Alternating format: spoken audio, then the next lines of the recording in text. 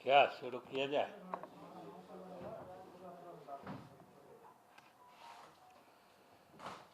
चलिए, सभी लोगों का स्वागत है। आज एक विशेष समाचार के लिए हमने आप लोगों को कष्ट दिया है। जैसा कि आप सब लोग पिछले 2 दिनों से, कल से समाचारों में देख रहे होइएगा कि जयप्रकाश नारायण विश्वविद्यालय छपरा के पीजी के पाठ्यक्रम में राजनीति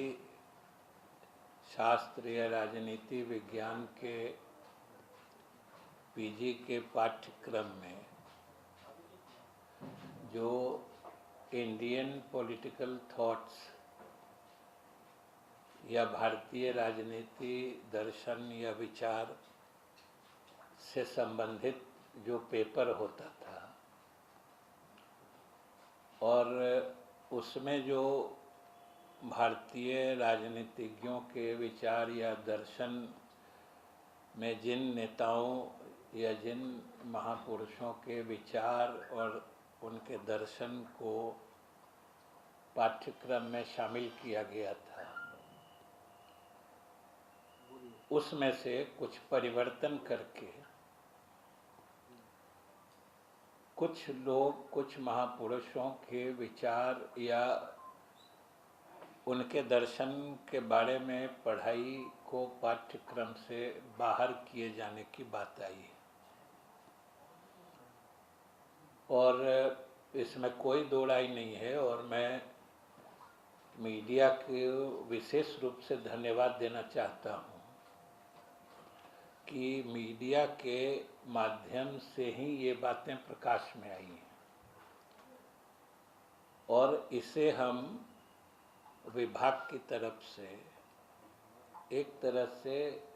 सकारात्मक पत्रकारिता का उदाहरण मानते हैं, क्योंकि कई तरह की बातें होती हैं जो प्रकाश में आने से उनका ससमय निदान हो पाता है। और आप सब लोग जानते हैं कि खास तौर से विश्वविद्यालय प्रशासन जो होता है वो सरकार के सीधे नियंत्रण में नहीं होता है और न सरकार उन पर सीधे कंट्रोल या सीधे तरीके से उनको गवर्न करती है। बहुत मायने में वो ऑटोनोमस होते हैं, स्वायत्त होते हैं और उनका एक जो नियंत्रण की प्रणाली है वह चांसलर के ऑफिस से है। कुलाधिपति जो महामहिम होते हैं, राज्यपाल होते हैं, वहाँ से वो सीधे तौर पर जुड़े होते हैं। लेकिन दूसरी तरफ यह भी सही है कि चूंकि सरकार ही उनका सारा वित्तीय बोझ वहन करती है और उनका सारा वित्तीय खर्च सरकार के द्वारा ही दिया जाता है, इसलिए सरकार को भी किसी न किसी रूप में कम से कम जो व्यापक दिशा निर्देश होते हैं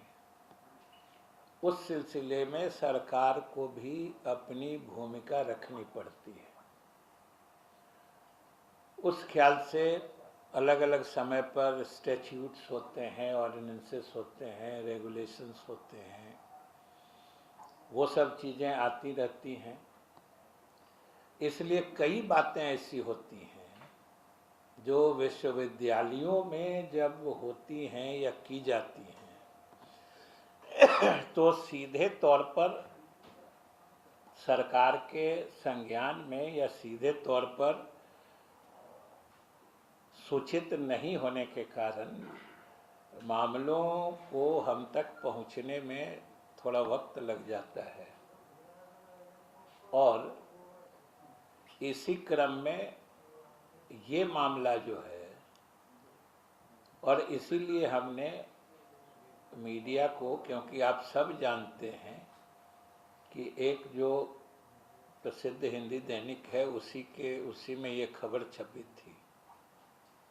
फ्रंट पेज पर ही खबर थी।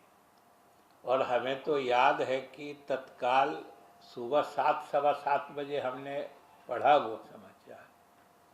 हमें भी आश्चर्य हुआ। हमने तत्काल अपने अपर मुख्य सचिव से बात की, उन्होंने भी अनभिज्ञता जाहिर की।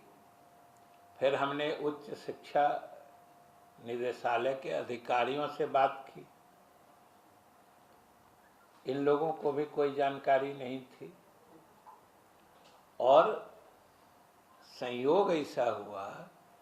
कि 8:30-9 बजते बजते उसी समय माननीय मुख्यमंत्री जी के भी फोन आ गया। उन्होंने भी अखबार में पढ़ के उसी समय हमसे बात की और कहा कि ये क्या देख रहे हैं। और सच पूछते हैं तो उसी समय से इस मामले की तहकीकात पूरे जोर शोर से हम लोगों ने शुरू कर दी। और जो अभी तक बातें आई हैं सामने में, उसी समय शायद कल ही की तो बात है, समाचार कब, कल ही आया था, कल ही आया था, कल आया था। और कल ही हमारे अधिकारियों ने 9 साढ़े 9 बजते बजते विश्वविद्यालय के जो अधिकारी होते हैं, वाइस चांसलर यानी कुलपति या फिर रजिस्ट्रार यानी कुल सचिव, इन दोनों से हमारे अपर मुख्य सचिव, उप निदेशक, निदेशक सब लोगों ने बात की कि आखिर ये क्या मामला है। उन लोगों के भी पूरा संज्ञान में नहीं था, और जितना संज्ञान में था और जिस तरह से चीज़ें बताई गई वो हम लोगों के लिए संतोषजनक नहीं था। मैंने हम लोगों ने उनकी बातों को सेटिस्फैक्ट्री नहीं माना, और न संतोषजनक तथ्य सामने आए। तो हमने उनको कल सुबह ही विभाग की तरफ से निर्देश दिया था कि आप सारे तथ्यों की जानकारी लेकर आज उनको 11 साढ़े 11 बजे, आप में से कई साथी हमारे उस समय भी आए थे और आप उस समय भी जानना चाह रहे थे, और उस समय तक सच पूछते हैं तो सारी बात बताई भी नहीं जा सकी थी। इसीलिए हमने अभी 4 बजे का समय दिया था कि तब तक हम लोग भी सारी स्थिति जान लेंगे। और कारण सीधा है वक्त लगने का, जैसा कि हमने कहा कि कोई सीधा कम्युनिकेशन या सीधे इस विषय से सरकार संबद्ध रहती नहीं है, इसलिए कोई उससे संबंधित सारी बातें मतलब रेडी तुरंत देखने के फॉर्म में यहाँ उपलब्ध नहीं रहती। तो जो कुलपति और कुल सचिव और उनके परीक्षा नियंत्रक सारे अधिकारी जयप्रकाश नारायण विश्वविद्यालय के आज यहाँ आए थे, और अपर मुख्य सचिव जी के यहाँ हमारे विभाग के अधिकारियों के साथ बैठक हुई, और सब लोगों ने मिलकर हमें भी जो तथ्य दिए हैं उसके आधार पर जो बातें सामने आ रही हैं, जैसा कि हमने कहा कि जो ये मामला लगभग 2, 2.5, 3 साल पुराना है, ये 2018 की बात है। 2018 में ही नई शिक्षा नीति के क्रम में जो एक CBCS कहते हैं, चॉइस बेस्ड क्रेडिट सिस्टम लागू करने की बात थी। उसी क्रम में पाठ्यक्रम में आवश्यक संशोधन या पाठ्यक्रम निर्धारण के लिए एक एक्सपर्ट कमेटी बना के चांसलर के ऑफिस ने यानी राजभवन ने एक कमेटी बनाई थी और उनसे उनकी अनुशंसा ली थी। और उसी क्रम में उस समय जो वो कमेटी बनी थी उसने कुछ अनुशंसाएं की थी, और उन अनुशंसाओं को जिस तरीके से उस कमेटी ने दिया उसी रूप में चांसलर के ऑफिस ने सभी वाइस चांसलर्स को भेज दिया, और फिर विश्वविद्यालय के स्तर पर इन चीज़ों की समीक्षा की जानी चाहिए थी या इन चीज़ों को देखा जाना चाहिए था और फिर लागू करने की बात होनी चाहिए थी। क्योंकि हम लोगों के समझ में ये भी बात नहीं है कि CBCS जो चॉइस बेस्ड क्रेडिट सिस्टम कहते हैं, उस सिस्टम का पाठ्यक्रम में इस तरह के परिवर्तन से क्या लगाव है, या उसके परिप्रेक्ष्य में ये कुछ लोगों को के राजनीतिक विचार पाठ्यक्रम से बाहर करना या कुछ को अलग करना, हम लोगों के समझ से इसका भी कोई औचित्य नहीं है। लेकिन ये उस वक्त की बात थी और उस समय भेजा गया, और उसी समय से ये चीज़ लंबित आ रहा था। जैसा कि छपरा के कुलपति ने बताया है कि उन्होंने भी कोई संज्ञान ले के कोई विशेष आदेश दिया हो, ऐसी बात नहीं है। ये स्वाभाविक गति से इस वर्ष से लागू करने की बात हो गई है। तो ये जो भी जिस रूप में हुआ है, हम लोग इसको उचित नहीं मानते। सरकार के दृष्टिकोण से ये चीज़ बिल्कुल अनुचित भी है और एक मायने में अनियमित भी है, क्योंकि अभी तक की जो परंपरा है या जो एक्ट रूल्स रेगुलेशंस बताते हैं, और अभी खास करके जो हम लोगों ने नई शिक्षा नीति के तहत ही जो SHEC जो कहते हैं, बिहार राज्य उच्चतर शिक्षा परिषद है, ये उसके मैंडेट में आता है कि अगर किसी विश्वविद्यालय द्वारा किसी तरह के स्टैट्यूट या ऑर्डिनेंसेस रेगुलेशंस में रूल्स में परिवर्तन किए जाते हैं, और सिलेबस भी एक तरह के रेगुलेशन में ही आता है विश्वविद्यालयों में, जो क्या सिलेबस होगा, पाठ्यक्रम में क्या पढ़ाया जाएगा नहीं पढ़ाया जाएगा, ये सब भी तो नियम परिनियम ये सब उसी के तहत आते हैं। तो हम लोगों का मानना है कि अगर इसमें कोई परिवर्तन हुए, अगर चांसलर ऑफिस से भी विश्वविद्यालयों को दिए गए, तो उनका वेटिंग या सहमति बिहार राज्य उच्चतर शिक्षा परिषद की भी होनी चाहिए थी, जो नहीं हुई है। हालांकि हम लोगों ने बात की है तो कुलपति ने भी अपनी पूरी सहमति जताई है कि ये उचित नहीं है, हम लोग इसके निराकरण का उपाय करेंगे, और चाहे लोकनायक जयप्रकाश नारायण के विचार हों या उनकी राजनीतिक सोच हो, और या उससे भी अधिक डॉक्टर राम मनोहर लोहिया जी की सोच या उनके विचार, ये सब जो इंडियन पॉलिटिकल थॉट्स या थिंकर्स का कोई पेपर होता है, तो इसके बिना तो उस पेपर की कल्पना ही नहीं की जा सकती है। भारतीय राजनीति से या भारतीय राजनीति के दर्शन से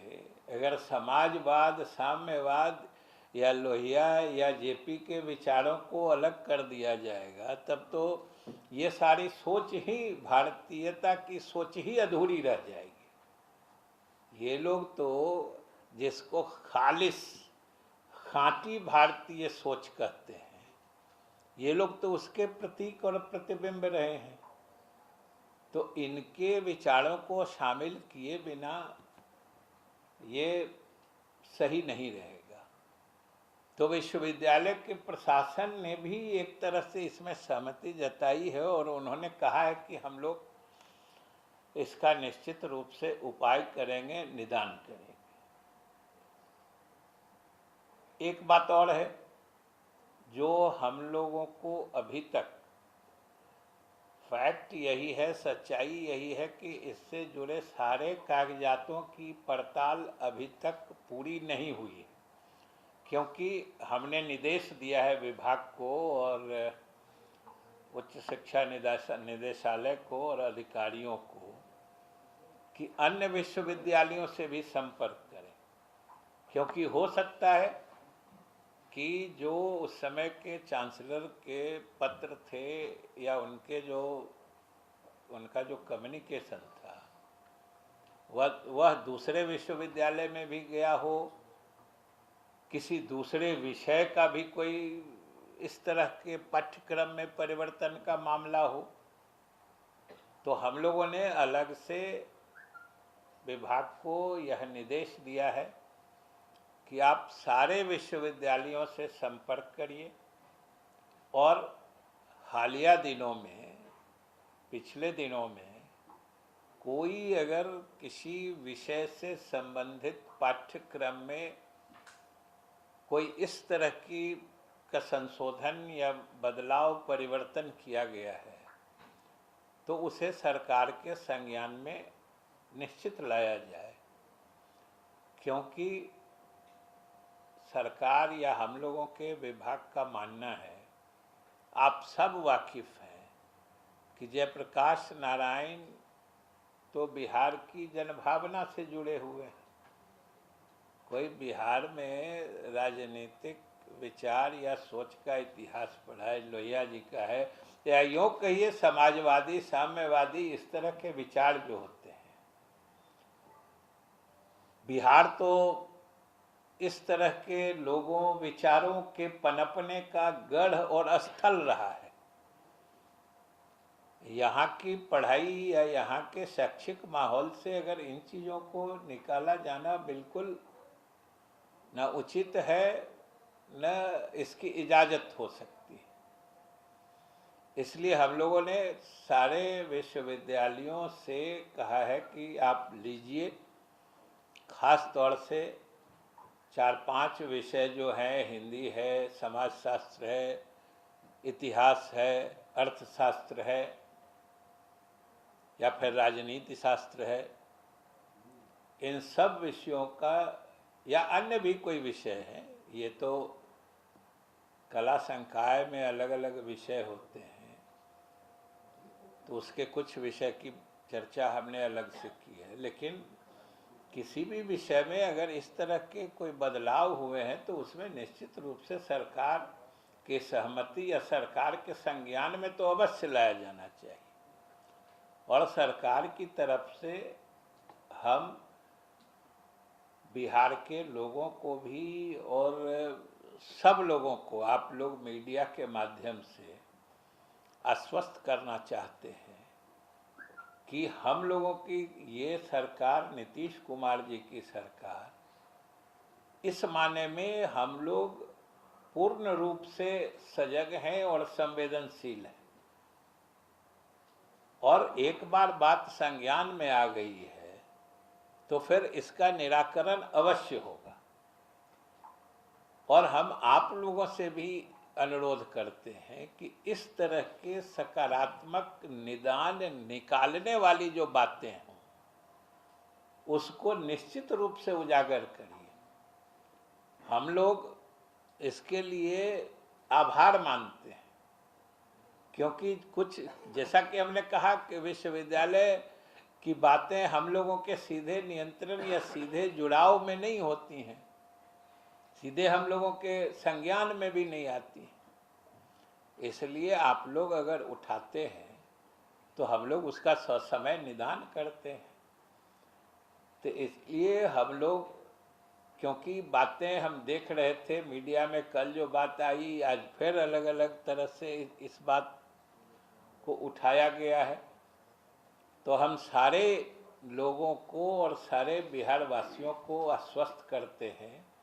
कि शिक्षा विभाग और सरकार पूरी तरीके से अपने कर्तव्यों के प्रति सजग है और दृढ़ है कि हम लोग अपने और ख़ास तौर से इस सरकार से और बिहार की मिट्टी से जुड़े हुए जो भारतीय राजनीतिक चिंतक लोग हैं उनके विचारों को पाठ्यक्रम से बाहर करने की इजाज़त हम लोग नहीं दे सकते हैं, और इसके लिए जो भी उपाय होगा हम लोग कर रहे हैं। और जैसा कि आप लोग जानते हैं कि आज हम लोगों ने बुलाया है, बल्कि यह भी आपको एक तरह से बता दें कि आज ही हमने महामहिम कुलाधिपति से भी बात की और आज हम उनसे मिल के सारी स्थिति बताना चाह रहे थे, स्पष्ट करना चाह रहे थे, लेकिन संयोग से वो आज ही बाहर गए हैं। 3-4 दिन के पटना से बाहर उनकी यात्रा है कोई, लेकिन हमारी दूरभाष से बात हुई और उनके भी संज्ञान में हमने ये बातें लाई हैं और उन्होंने भी कहा है कि नहीं, वो पटना आते हैं, फिर हम लोग मिल के जरूर इसमें से इसके निदान की व्यवस्था करेंगे। और उनके भी सोच इस ख्याल से जो बातें हमने कही हैं उनके विचार भी उसी के अनुरूप थे। और जब महामहिम से भी बात हो गई है, उन्होंने भी भरोसा दिलाया है कि वो लौट कर आएंगे, फिर इसके निदान की व्यवस्था करेंगे। तो यही आपको कहना था। क्या होगा, निराकरण क्या? सीधा सीधा ये यथावत रहेगा या फिर कुछ और करेंगे? नहीं समझ रहे हैं, निराकरण किस तरह से करेंगे? निराकरण मतलब क्या होता है? जो बाहर कर दिया उसका निराकरण क्या होगा? अंदर हो गया, लिखा जाएगा, अंदर हुई है, जैसे और भी चीजें अंदर हुई है, जैसे पंडित दीनदयाल उपाध्याय की बात हो रही है। अभी तो जो बाहर हुए हैं उनके अंदर करने की बात है। जो रेलिवेंट प्रासंगिक राजनीतिक विचार हैं उनको पाठ्यक्रम से बाहर नहीं किया जाना चाहिए। कोई अगर जुट जाते हैं, किसी और की पढ़ाई हो जाती है तो उसमें क्या इतराज? उसमें